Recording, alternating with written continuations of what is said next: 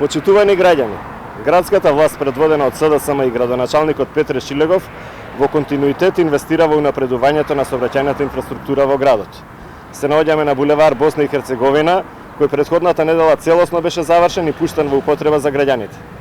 Станува збор за целосно нов булевар, изграден по сите светски и европски стандарди, со вкупна должина од околу 1700 метри, ширина од 40 метри, со 6 коловозни ленти, пешачки и велосипедски патеки, средишно и странично зеленило од двете страни и ново улично лед осветлување.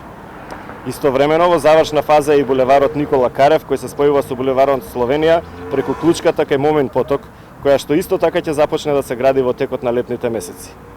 Унапредувањето на сообраќајната инфраструктура во северниот дел од градот во голема мера ќе унапреди мобилноста на населението во овој дел од градот, ќе значи и создавање на услови за подобрување на работата на локалните бизниси кои функционираат на овој потек.